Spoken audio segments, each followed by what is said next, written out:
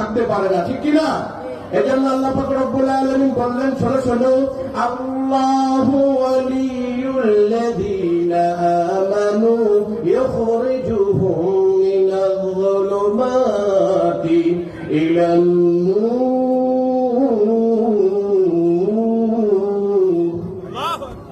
রব্বুল আলামিন বলেন, যারা ঈমান আনয়ন করবে তাদের অভিভাবক হলাম আমি। বলেন আল্লাহু আকবার।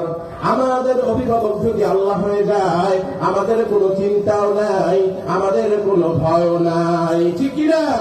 তারপরে রব্বুল আলামিন বলেন, ওয়াল্লাযীনা কাফারু আউলিয়াউহুমুত তাগুত ইখরিজুনাহুম মিনাল নূরি ইলা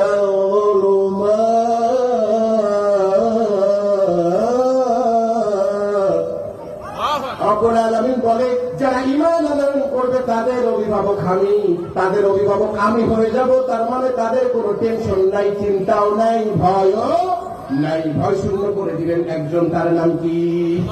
আর রব্বুল আলামিন বলেন, তাদেরকে অন্ধকার থেকে টেনে টেনে জান্নাতের দিকে, আলোর দিকে নিয়ে আসবো। আর শয়তানের কাজ হলো, শয়তান আলো থেকে টেনে টেনে অন্ধকারের দিকে নিয়ে যায়।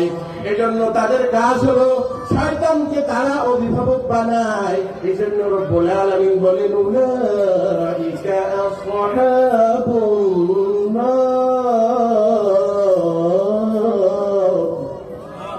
তারা হবে আগুনের অধিবাসী। কিসের অধিবাসী? মানে জাহান্নামের অধিবাসী। কতদিন থাকবে তারা? রব্বুল আলামিন বলছেন, হুম ফিহা খালিদুন,